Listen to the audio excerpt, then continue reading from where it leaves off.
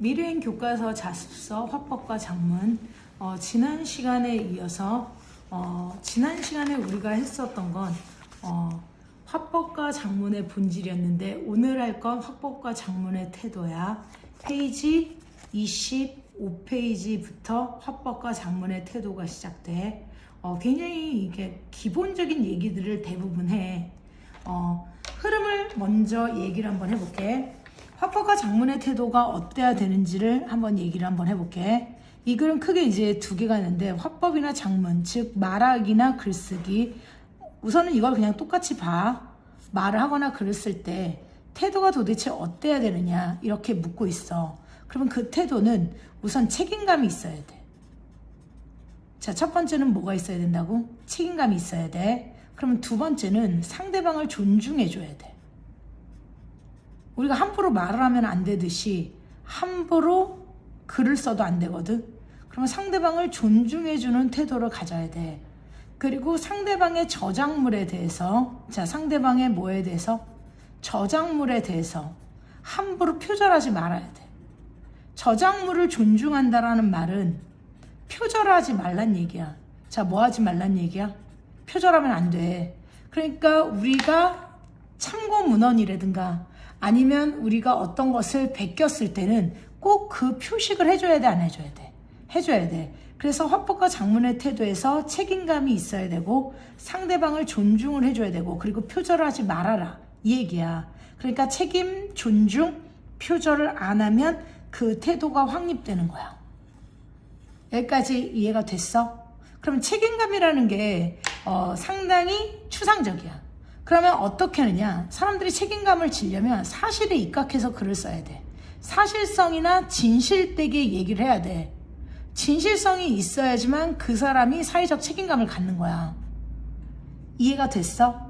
사실성과 진실성에 입각해야 되고, 사회적 파장력을 생각해야 돼. 사회적 영향력을 생각해야 되거든.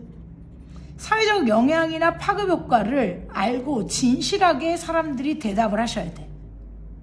그래서 책임, 존중, 표절하지 말아야 되는 것과, 그 다음에 일반적인 관습의 태도가 있어. 그러니까 일반적인 화법이나 작문은 그 시대의 관습을 따라.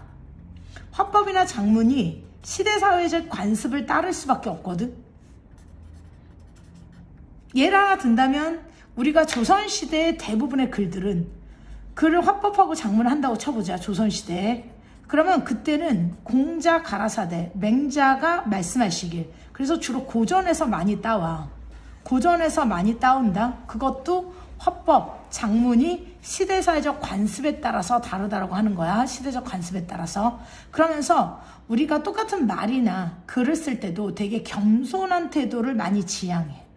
이런 것들에 대해서 공부를 해 나가도록 할 거야. 자, 오늘 흐름이 굉장히 쉬워. 자, 그러면 넘어가서 한번 볼게. 26페이지로 가보도록 할게. 그러면 26페이지를 펼쳤니? 자, 26페이지를 펼쳐보면, 화법과 작문은 화자나 필자가 청자나 독자에게 영향을 미치는 거야. 당연한 거 아니야? 그러니까 내가 어떤 태도를 취하느냐에 따라서 사회적 파급 효과가 굉장히 달라져. 따라서 우리는 화법과 작문 활동을 하면서 사회적 책임과, 그러니까 화법과 작문 활동을 하면서 사회적 책임과 윤리의식을 갖춰야 돼. 책임의식을 갖는다는 건 그냥 책임이 아니라 사회적 책임을 가져야 돼. 그러니까 함부로 말해서는 안 돼. 그래서 사회적 책임과 윤리의식을 갖추고 진정성 있게 의사소통을 해야 돼. 그리고 언어 공동체의 담화 및 관습을 이해해야 돼. 그러니까 그 시대에 관습이 있었어.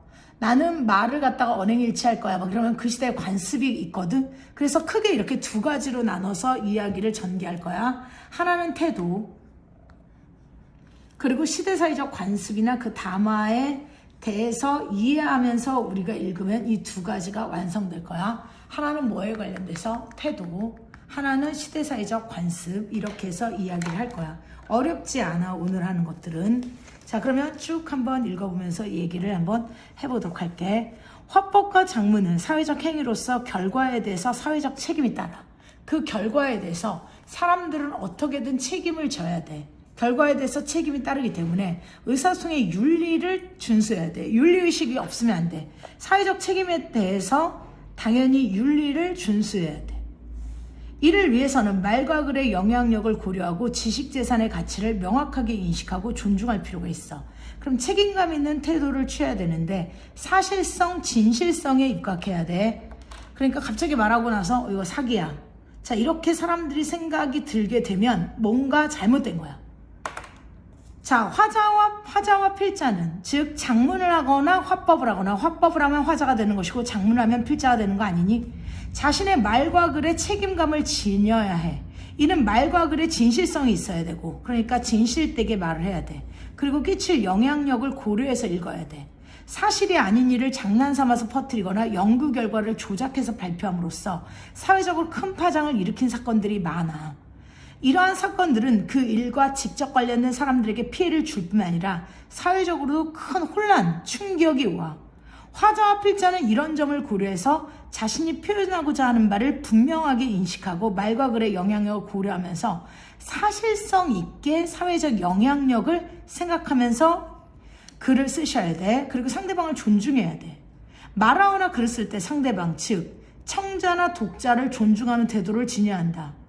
말을 하거나 글을 쓰는 것은 자기 생각을 표현하는 것뿐만 아니라 상대방과 상호작용해. 왜 존중을 해야 돼? 네 혼자 말하고 끝나는 게 아니니까. 상대방과 상호작용을 하는 과정이지. 그래서 우리가 항상 얘기를 해. 필자는 글을 쓰지만 그 글은 어디까지나 잠자는 숲속의 공주에 불과해. 그걸 깨우는 게 왕자거든. 그럼 왕자가 바로 독자야. 독자와 소통하지 않는 잠자는 공주는 없어, 동화책에. 그러니까 상호작용하기 위해서 존중을 해야 돼. 그럼 지금까지 말한 게 뭐야? 책임감을 가져야 돼. 자, 뭘 가져야 된다고? 책임감을 가져야 돼. 책임감 있는 태도를 가져야 되고, 그것은 진실하고 사실성에 기반해야 돼. 사회적 파급 효과 장난 아니게 커. 사회적 파급 효과를 고려하셔서 얘기를 하셔야 돼. 그리고 나서 존중을 해야 되는 건 내가 아까 말했잖아. 글을 쓴 것이나 말을 한 건 들어줄 사람이 있어야 돼. 잠자는 숲속의 공주에게 잠을 깨우는 건 누구야? 결국은 왕자야. 그 왕자가 바로 독자야. 독자 없이는 어떤 글도 완성될 수 없어. 그래서 상호작용을 해야 돼. 안 그러면 상처를 주거나 갈등을 해. 우리가 살인하는 이유, 살인하면 안 되지만, 그리고 범죄를 일으키는 이유 중에 하나가 기분이 나빠서도 있어. 그러니까 말을 잘 하셔야 돼. 상처, 갈등이 되기도 해. 그래서 남을 배려하는 태도가 중요해. 그리고 상대방의 저작물을 존중하라는 건 표절하지 말라는 얘기야. 간단하게 얘기하면. 요즘에 표절이 너무 많거든. 말하거나 글을 쓸 때 언제나 자신의 생각만으로는 내용을 구성하기는 어렵다. 즉 내가 어떤 걸 얘기하기에는 자신의 생각만으로는 내용을 구성하기 어려워. 써봤으면 알 거야. 다른 사람의 글을 자꾸 갖고 와야 돼. 그러다 보면 다른 사람의 말을 인용할 수도 있고, 이해됐어? 내용을 참조할 수도 있는데, 문제는 뭐냐면 참조를 했으면 참조를 했다고 말하면 돼. 인용을 했으면 인용을 했다고 말하면 돼. 왜 남의 글을 가져다 쓰는 걸 슬쩍 도둑이야? 도둑이 되지 않으려면 이렇게 해야 돼. 나의 생각이나 지식은 직접 체험하여 형성된 것도 있겠지만 다른 사람의 말이나 글을 통해서 형성된 것도 굉장히 많아. 우리가 알게 모르게 간접 경험을 엄청나게 많이 해. 간접 체험을 많이 하기 때문에 당연히 그 글을 지 것처럼 표현하지 않도록 주의해야 돼. 이건 도둑이야. 다른 사람의 말이나 생각, 글은 일종의 지식재산이야. 그걸 재산이라고 생각을 하고 절대로 표절을 하면 안 돼. 꼭 참고를 했다, 퍼내기를 했다, 갖고 왔다, 인용을 했다, 이런 것만 언급하면 돼. 귀찮다고 생각하면 안 돼. 그게 문제를 일으켜. 우리가 이러한 지식재산에 대한 권리를 존중함으로써 저작자는 자신의 노력에 대한 대가로 적절한 보상을 얻고 창작행위를 계속할 수 있다. 그렇지. 왜냐면 누가 내 거를 자꾸 훔쳐가면 창작을 하고 싶은 마음이 없어. 적절한 보상과 함께 창작행위를 할 수 있도록 절대 지식재산을 보존해줘야 돼.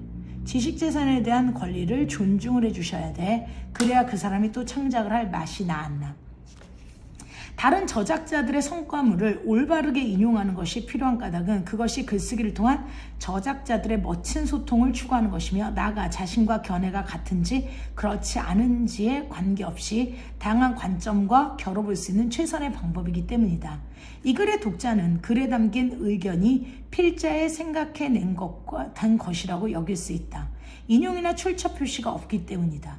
자, 뭐는 인용이나 출처 표시가 없어. 이 글의 가장 큰 문제점이야.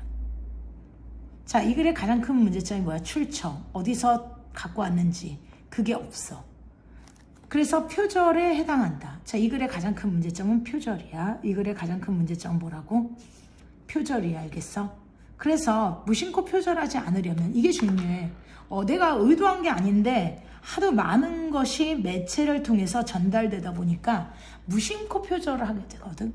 그래서 항상 생각을 하셔야 돼. 이게 내 말인지 아니면 다른 사람의 말인지 이걸 잘 해보셔야 해. 알겠어?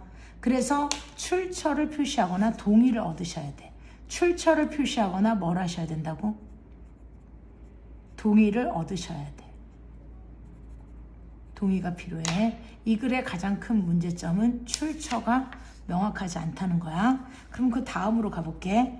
김기태에서는 올바른 인용의 원칙과 방식이 필요한 까닭에 대해서 다른 저작자들의 성과물을 올바르게 인용하는 것이야말로 글쓰기를 통한 저작자들끼리 멋진 소통을 추구하는 것이며 나아가 자신과 견해가 같은지 그렇지 않은지에 관계없이 자 다양한 관점과 결을 쓴 최선의 방법이다. 그럼 김기태 것을 인용했다고 지금 나온 거야. 그러면 이거는 아까랑 달라진 게 뭐냐면 여기에 글은 뭐가 없지만 자 멋진 소통을 추구하는 것이며 이게 누구의 글이었냐면 결국 김기태라고 지금 써놓게 된 거야. 그래서 이것은 인용한 글의 출처를 구체적으로 밝히니까 아까처럼 지식재산권을 함부로 침해한 게 아니야.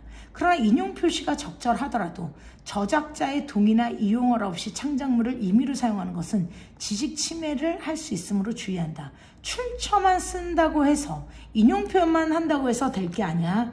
출처나 인용 표현을 하고 싶다면 이전에 동의를 얻으셔야 돼. 동의가 먼저야. 동의가 선으로 나오고 그 다음에 차로 그 결과물로 출처하고 인용을 표시해서 갖고 오시는 거다. 오늘 같은 정보화 사회에서는 글을 쓸 때 다양한 글이나 자료를 이용하는 경우가 많다. 다양한 글이나 자료를 이용하는 경우가 많아. 자신의 저작물을 보호받으려면 먼저 다른 사람의 저작물을 존중해야 돼. 그러니까 이거야. 내가 존중받고 싶니? 그럼 다른 사람도 존중해줘야 돼. 다른 사람의 저작물의 생각을 표절하거나 허락 없이 이용하지 않도록 주의해야 된다. 그러면 지금까지 한 게 뭐였는데? 이거였어. 책임감을 가지라고. 진실성과 사회적 영향력, 그리고 상대방을 존중해줘야 돼. 그리고 상대방의 저작물을 표절해서는 안 돼. 알겠어? 존중하지 않으면 갈등이 생긴다 그랬어. 표절을 해서는 안 돼. 근데 표절에서 가장 중요한 건 동의를 먼저 얻어내는 거야. 자, 뭘 먼저 얻어내고 그리고 출처나 인용 표시를 하는 것이다. 동의 없이 출처나 인용 표시를 해서는 안 돼. 이해가 됐어? 자, 그러면 봐봐. 자, 이제는 화법과 작문의 가치와 의사소통의 진정성이야. 자, 이것만 보면 대충 알 수 있어. 자, 그럼 이쪽을 먼저 보도록 할게. 진정성 있는 의사소통은 화자나 필자가 돼서 진솔한 표현을 해야 돼. 거짓된 표현을 하면 안 돼. 사람이 진솔 소박할 때 그 사람에 대한 공감과 이해가 커져. 그러면 원만한 인간관계가 형성된 거야. 자, 뭐가 형성된 거라고? 원만한 인간관계가 형성될 거야. 알겠어? 자, 그러면 보도록 할게. 우리는 말이나 글을 통해서 다른 사람들과 서로 생각이나 감정을 나눌 수 있기 때문에 화법과 작문은 인간관계를 형성하는 데 유용한 수단이 된다. 이러한 인간관계를 지속적으로 유지하고 발전시키려면 무엇보다 진솔한 의사소통이 필수적이다. 논리적인 내용 구성이나 수사적 기술뿐만 아니라 진실한 마음이 담긴 진정성이 청자나 독자에게 감동을 주고 공감을 유발하는 힘의 원천이기 때문이다. 이거 굉장히 중요하거든. 멋진 내용 좋지. 그러나 그게 진솔하지 않으면 공감을 유발하기가 어려워. 우리는 항상 진실할 때 통하는 거거든. 공감을 유발하는 거거든. 진정성은 진솔한 표현으로 드러난다. 진솔한 표현이란 거짓이나 과장이 없으며 의도를 숨기지 않고 솔직하게 자신의 마음을 드러내는 것을 말한다. 따라서 말을 하거나 글을 쓰는 사람은 표현이 다소 어눌하더라도 상대방을 배려하고 존중하는 태도로 자신의 솔직한 마음을 전달할 수 있어야 돼. 유창성은 별로 중요하지 않아. 진실함이 오히려 공감대를 유발해. 진정성 있는 의사소통은 상대방의 말이나 글을 수용할 때도 필요하다. 자, 그러면 글을 수용할 때도 필요하고 전달할 때도 필요해. 그러니까 필자나 화자로서도 필요하지만 독자로서도 필요하다는 거야. 이 진솔성은 누구한테도 필요하고 필자한테도 필요하고 독자한테도 필요해. 상대방의 처지를 헤아리고 그의 말이나 글에 관심을 기울이는 태도를 지녀야 상대방과 진솔성 있는 진정한 의사소통이 가능해. 허투루 듣는 것 같은 느낌을 하거나 계속 핸드폰만 보고 있으면 그 사람하고 얘기하기 싫거든. 그러니까 독자도 필요해. 그런 태도가. 상대방의 말이나 글을 분석하거나 비판하려 하기보다는 그 사람의 생각이나 감정에 공감하고 이해하려고 노력하는 게 필요해. 상대방이 표현한 내용을 진심으로 받아들이고 이를 이해하려고 노력할 때 서로에 대한 신뢰가 형성될 수 있어. 신뢰는 굉장히 중요해. 이렇게 말이나 글을 통해서 의사소통을 하면서 상대방에게 진심을 전하고 신뢰를 주었다면 이를 실제 행동으로 실천을 해야 돼.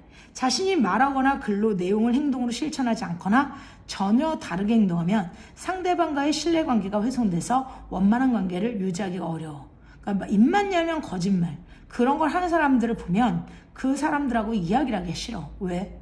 짜증이 나거든. 그런 사람들은 어떤 말을 해도 믿음이 안 가, 신뢰가 안 가. 따라서 원활한 사회적 상호작용을 위해서는 의사소통 과정에서 보인 진심을 실제 행동으로 옮기는 언행일치를 보이면 저 사람 정말 말과 글이 같구나. 말과 글이 같아. 자, 이러면서 그 사람을 더 높이 평가하게 돼. 그래서 언행일치도 진정성 있는 의사소통의 하나의 행동 지침이 될 거야. 자, 이렇게 봤어. 그럼 이제 뒤로 넘어가서 오늘의 두 번째인 담화 및, 그러니까 언어 공동체는 서로 우리가 보이지 않게 담화라고 하는 걸 통해서 형성을 하거든. 담화는 대화라고 생각하면 가장 편할 거야. 서로 말을 주고받으면서 우리는 보이지 않게 추구되는 게 있어. 대한민국 같은 경우는 좀 겸손함이 많거든. 그러니까 예를 들면 어머 축하해, 서울대학교 붙어서 축하해. 그러면 그 옆에서 아유 뭘 그냥 어쩌다가 간 거야. 뭐 이런 식으로 얘기를 해야지. 막 떨어진 사람들 옆에서 어때?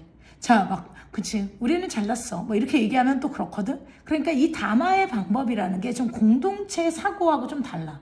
그러니까 좀 내세우는 그런 나라는 그걸 당연하게 내세우는 거라고. 우리는 좀 겸손하거든. 그러니까 우리나라의 담화법이 좀 달라. 그러니까 차린 건 없지만 많이 드세요. 그러면 보면 막 상다리가 휘어지게 차려져 있는 거야. 음식 막 30가지도 넘어. 그런데 외국 사람들이 들을 때는 아니 이게 왜 조금 차렸다 그러지? 그럼 얼마나 더 차렸나? 이게 아니라 우리의 좀 담화를 좀 알아야 돼. 그렇지 않으면 언어 공동체의 담화 및 작문의 관습을 모르면 좀 이해하기가 어려운 게 있어. 자, 언어 공동체랑 같은 언어를 사용해서 공동생활을 하는 사회 집단이야. 그러니까 언어를 같이 사용하는 공동 집단이야. 언어를 같이 사용하는 공동 집단이 언어 공동체야. 그러면 언어 공동체는 말과 글로 의사소통하는 과정에서 일정한 관습을 형성하게 되는데 원만한 의사소통을 위해서는 이를 바르게 이해하는 것이 중요해. 우리 언어 공동체의 말에 대한 전통적인 관점은 말을 삼가하는 것이 바람직하다는 것이다. 그러니까 말조심을 해야 돼. 함부로 말을 막 떠벌리거나 이런 걸 싫어해. 그래서 아까도 뭐라 그랬어?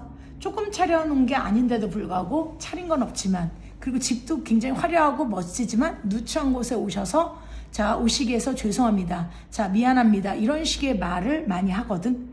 자, 그러면 이제 이쪽을 볼게. 윤우의 백호전서야. 옛사람들은 군자는 부득이한 경우가 아니면 말하지 않는다라고 했고, 또한 선한 사람은 말수가 적다라고 했다. 꼭 말을 해야 할 때 말하는 것이 바로 말을 적게 하는 것이다. 그러니까 필요한 말만 하라 이거야. 불필요한 말을 하면 실수가 많아. 자, 불필요한 말을 하면 뭐가 많다고? 실수가 많아. 나는 이 말을 익혀 외운 지 오래되었는데도 제대로 지키지 못해서 항상 부끄러움을 느낀다. 그래서 이 글을 적어 스스로 마음속에 새기고자 한다. 그래서 항상 좀 언어적 관습이 있어. 옛사람들이 말하기를 군자는 또는 맹자께서 말씀하시길, 이런 말투가 많아. 아무튼 말조심에 관련된 내용을 얘기했어. 이 글에선 꼭 필요한 말이 아니면 하지 말고 말보다 실천을 더 중시했다. 그래서 언행일치를 중시했다고 보면 돼. 자, 이게 선인들의 언어관이야. 우더른들에 대해서 존경심을 표현하는 것은 우리 사회의 오랜 전통이자 이에 따라 우리 언어 공동체는 윗사람을 높이고 아랫사람을 존중하는 언어 예절이 발달했어. 그러니까 윗사람만 높이는 게 아니라 아랫사람들한테는 또 자애로운 언어 표현을 써. 그러니까 서로 언어 예절이 있어. 윗사람이건 아랫사람이건 언어 예절이 존재한다는 거야. 그래서 아랫사람은 높임말을 쓰고, 자, 윗사람도 아랫사람에게 대우를 해주는 언어 관습이 그예요. 이러한 경향은 자신을 낮추고 타인을 배려하는 담화 및 장문 관습으로 확산되었다. 우리말에서 다양한 겸양의 표현이 발달한 것도 이러한 관습을 반영한 것이다. 그래서 겸양의 표현이 많아. 자, 말과 글에서 우리 언어 공동체에서는 아까 언어를 사용하는 공동 집단이지, 말과 글의 의미를 해석할 때 개인보다는 공동체의 가치를 중시하는 경향이 있다. 자, 예를 들면 뭐 이런 거야. 내가 잘나서 잘났다기보다는 서울대 들어가서 축하해. 뭐 미진아 서울대 들어가서 축하해. 그러면 제가 뭘 잘했나요? 뭐 다들 도와주신 덕분이에요. 막 이런 말투를 쓰거든. 그런 말투를 쓰는 게 뭐냐면 구성원 개인을 내세우기보다는 공동체의 이익을 중시하는 그런 겸손의 처지가 나타났다고 보면 돼. 그러면 내용이 무엇인지보다는 말과 글이 공동체 구성원들에게 어떤 의미가 있는지를 더 중시해. 그러면 안녕하세요. 그동안 여러분께서 많이 격려해 주셔서 이번에 제가 작품 전시회를 열게 되었습니다. 여러모로 부족한 점이 많지만, 자, 겸양이지, 시간이 허락되신다면 또는 허락된다면 꼭 오셔서 자리를 빛내주시길 바랍니다. 이 글에서 글쓴이는 자신의 작품 전시회 개최를 다른 사람의 덕으로 돌려 안 돌리지 초청받은 사람들의 처지를 헤아려서 그들을 높이고 있지. 이와 같이 우리 언어 공동체는 말과 글을 사용해서 의미를 해석할 때 타인과의 관계를 굉장히 중시하거나 그리고 공동체의 유지와 발전에 더 중요시하는 경향이 있어. 그래서 서윤아 연대 가서 축하해 이렇게 얘기하면 서윤이는 뭐라고 대답을 할까? 자, 우리의 언어 공동체에서 자, 이렇게 해야지. 다 학교 선생님하고 그 다음에 집안 어른 그리고 선생님들이 모두 걱정해 주셔서 잘 된 거예요. 이렇게 얘기를 하면 우리의 장문 관습이라든가 공동체의 담화하고 맞아떨어진다고 보시면 돼. 그럼 이쪽 6번으로 한번 가서 말을 삼가하는 것을 바람직하게 여기고 실천을 중시했고 윗사람을 높이고 아랫사람이라고 함부로 대하지 않아. 그런 언어 예절이 있고 자신을 낮추고 타인을 배려하고 말과 글을 해석할 때 개인의 잘난 척보다는 공동체의 가치나 이익을 우선시한다. 근데 변화된 관점은 뭐냐면 무조건 말을 삼가기보다는 적극적으로 말하는 게 오히려 더 권장돼. 미국에 가서 우리나라처럼 이렇게 겸양해서 빼면 저 아이는 모르는 게 돼. 그러니까 적극적으로 나서서 발표를 해야 되는 게 좀 서양적인 관점이고 서양적인 관점이 지금 많이 유입됐어. 수직적 의사소통보다는 수평적 의사소통을 더 존중하게 된 거야. 수평적 의사소통은 주로 여학생들이 많이 하는 거거든. 그러니까 남학생들은 나를 따르라 막 이런 거야. 그래서 라인을 타서 누가 가장 우위에 있고 그 다음에 나를 따르는 건데 여자아이들은 반장을 할 때 또는 회장을 할 때 자 어떻게 하냐면 나 좀 도와줄래? 이런 말투를 써. 내가 반장이거나 내가 회장이니까 나를 따라라. 이게 아니야. 여학생들의 담화가 주로 수평적 대화법이거든. 어머 그랬니? 나도 이게 걱정되는데 나도 좀 그랬으면 좋겠어. 그래서 자신과 타인을 같은 선상에서 놓고 하는 수평적 의사소통이 옛날엔 수직적, 윗사람과 아랫사람이 엄격하게 구분이 됐다면 이제는 수평적 의사소통 그리고 개인의 자율성과 창의성의 가치를 부여하고 적극적으로 표현하는 걸 더 중시하는 걸로 요즘에는 공동체의 담화가 바뀌었어. 공동체의 담화가 바뀌었다. 자, 그러면 화법과 장문의 문화를 볼게. 언어 공동체의 담화 및 작문 관습은 화법과 작문의 실천에 영향을 미치면서 시간의 흐름에 따라 지속적으로 변화하고 있어. 오늘날에는 우리 사회에서도 무조건 말을 삼가기보다는 적극적으로 표현하는 것을 좋아해. 그리고 수평적 의사소통, 그러니까 누군가가 잘난 게 아니라 다 똑같은 하나의 인간으로서 대화를 하는 걸 되게 공감대를 형성하는 걸 좋아해. 그리고 자율성과 창의성, 개인의 가치를 조금 더 중시한다고 보시면 될 거야. 됐어? 그래서 수평적 토론 문화를 굉장히 중시하는 신문 기사를 여기 좀 잘라서 지금 붙여놨네. 그리고 교실의 의사소통도 선생님은 이야기를 하고 학생은 듣는 게 아니라 서로 발표와 토론 중심으로 바뀌고 있어. 수평적. 그리고 소통을 되게 강화해. 자, 우리가 맨날 불통 이러는데 정치인들이 언제까지 불통을 할지 소통을 할지 이거에 따라서 정치인의 역량이 달라지고 있어. 자, 전통적인 화법과 작문의 관습을 이해하고 따르는 것도 중요하지만 이 신문 표제들처럼 변화된 사회 문화적 환경에 적합한 화법, 작문의 문화를 가꾸기 위한 노력도 매우 중요해. 담화 및 작문 관습의 변화 속에서 말을 앞세우기보다 말의 의미를 실천하기 위해서 노력하는 진실한 언어 생활, 개인의 가치와 공동체의 가치를 균형 있게 추구하면서 타인을 배려하는 공손한 언어 생활은 결국 우리는 어떻게 하냐, 균형을 추구하란 말이야. 또 너무 개인에만 치중하지 말고 너무 공동체만 치중하지 말고, 알겠어? 그걸 서로 배려하면서 가면 좋지 않겠니? 라고 얘기를 했어. 자, 그럼 이제 학습 활동을 보도록 할 거야. 화법과 작문의 사회적 책임. 아까 사회적 책임을 어떻게 진다 그랬어? 진솔성과 함께, 즉 진실함과 함께, 진실 사실성에 입각하는 것과 함께 뭐 한다 그랬어? 사회적 영향력을 고려한다 그랬다. 자, 뭘 고려한다고? 사회적 영향을 고려하면서 글을 쓰셔야 되겠지?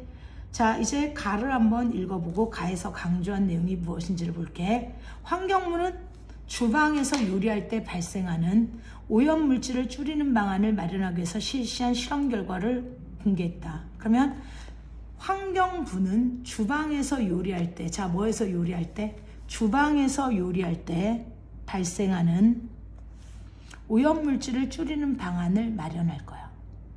자, 오염물질을 줄이는 방안을 얘기할 거야. 그럼 밀폐된 실험주택의 주방에서 실험주택을 하나 만든 거야.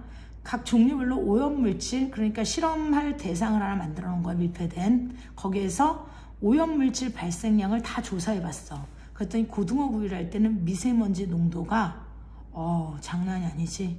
자, PM 2.5를 기록해서 가장 높은 것으로 나타났고, 대부분의 재료 종류별 요리 과정에서 발생하는 미세먼지 농도가 대기 미세먼지의 2.5를 초과했대. 그러니까 대부분의 재료의 종류별 요리 과정에서는 대부분 미세먼지 농도가 대기 미세먼지 주의보 기준으로 초과했대. 아, 그러면 요리 과정에서는 대부분 미세먼지가 많이 나오는구나. 그 중에 누가 제일 심했어? 고등어 구이. 요리할 때 환기 효율을 연구한 결과 요리 후 높아진 미세먼지 농도는 창문을 열어서 환기하면 15분 내로 평상시 수준의 농도로 낮아지는 것을 조사했다. 환경문은 주방에서 요리할 때 반드시 창문을 열고, 자, 이제 우리가 중요한 게 있어. 환풍기를 작동시켜야 돼. 반드시 창문을 열고 환풍기를 작동시켜야 해. 그런 수칙을 지켜야 한다고 강조를 했어. 그럼 미세먼지 주범, 고등어 가격, 연일, 내림새. 고등어 가격이 계속 내려가고 있다. 집에서 고등어를 구울 때 미세먼지가 발생한다는 정부 발표 때문에 하고 업계는 그 부분을 지적했어. 그러니까 왜 정부에서는 고등어를 구울 때 미세먼지가 나온다고 얘기를 해가지고 그 고등어를 팔아야 되는 그 업계, 수산업계는 안 좋아졌다 이런 얘기야.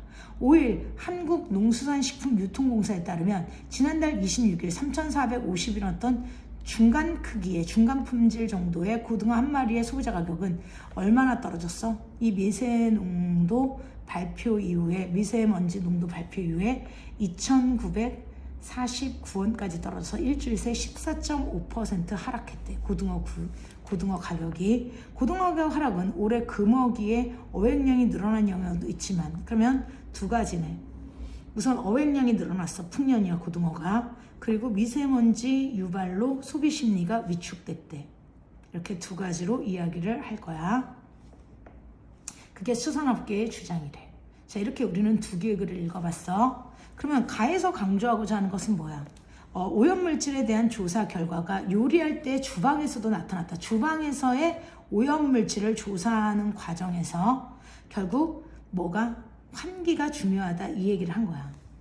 그런데 가의 내용이 나에서 보도된 현상을 가져오게 된 과정을 추론해보고 그 나타난 문제점을 글쓰기의 사회적 책임과 관련해서 토의해보자. 글쓴이는 고등어 구이를 이야기를 한 건 맞지만 이 사람은 뭐를 생각하지 않았어? 수산업계가 고통을 당할 걸 생각하지 않았단 말이야. 자, 이거 굉장히 중요하거든. 특히 공적인 자리에 있어서 발언권이 큰 사람일수록 더 심해. 이런 얘기를 함부로 하면 안 돼. 자, 나에서 보도된 현상이 발생한 것은 가의 보도자료가 대기 미세먼지보다 고등어가 더 위험한 것처럼 보일 수 있다는 점. 그러니까 미세먼지가 사실은 더 위험한데 그럴 수도 있고 그렇지 않을 수도 있는데 매일 고등어 구이를 해먹는다면 좀 문제가 되겠지만 이런 점이 언론이 이 보도를 기사로 작성할 때 꼭 미세먼지를 유발하는 게 고등어처럼 얘기를 했다는 거야.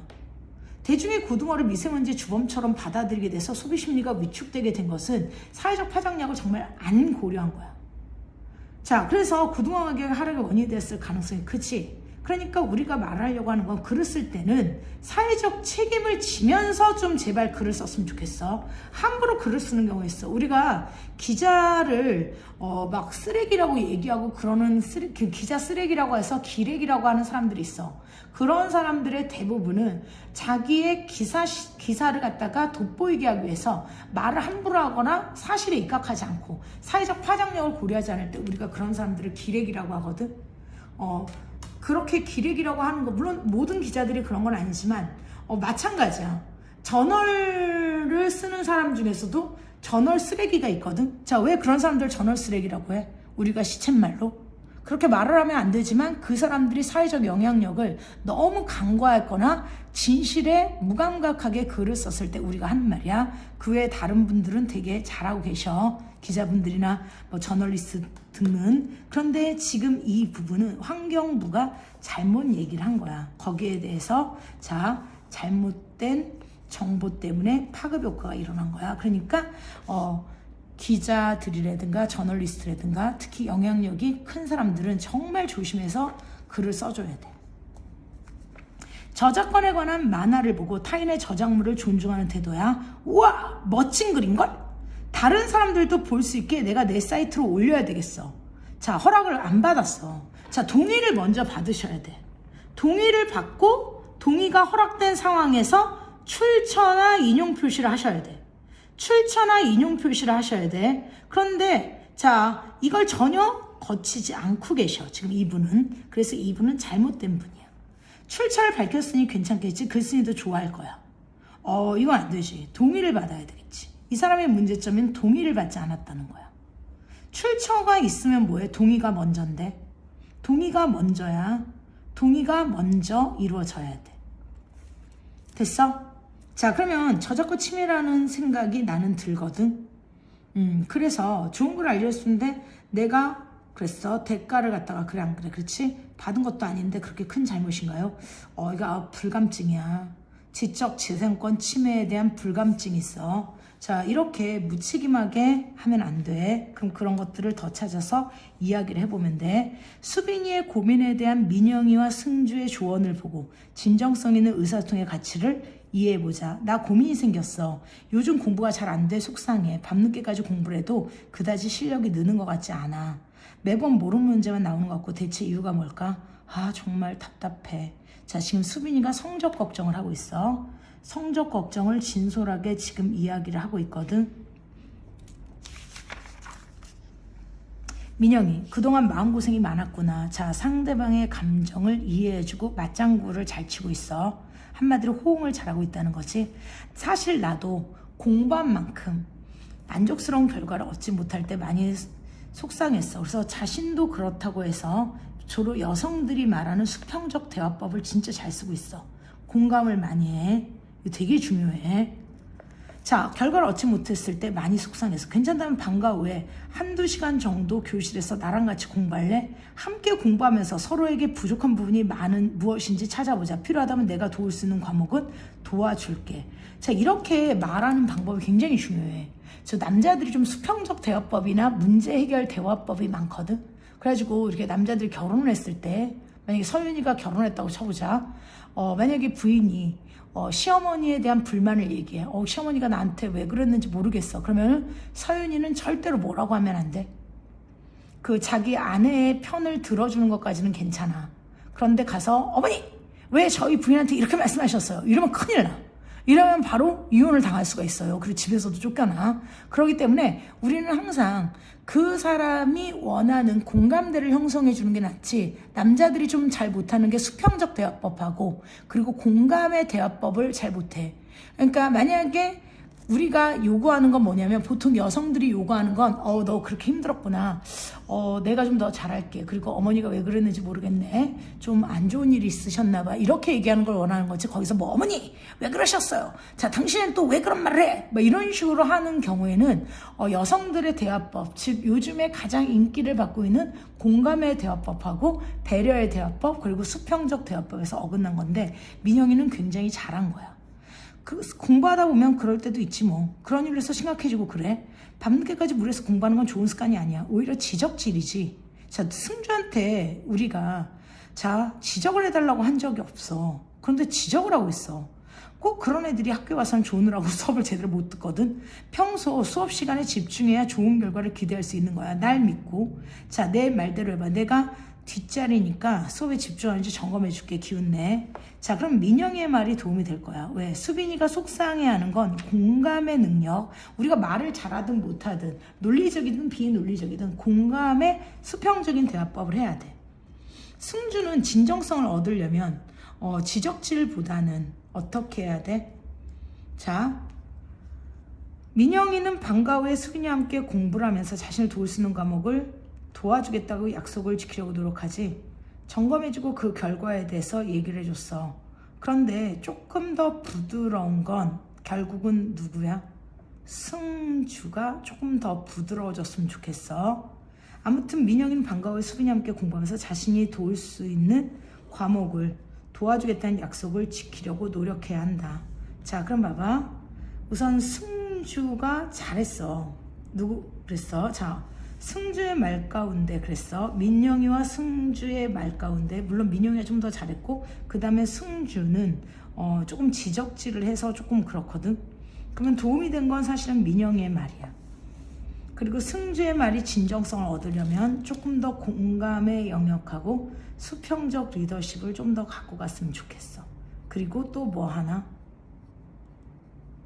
언행일지, 도와주고 있는지, 그것까지 간다면 더 좋겠어. 자, 요즘 나의 고민은 무엇인지 짝과 이야기를 해보면 돼.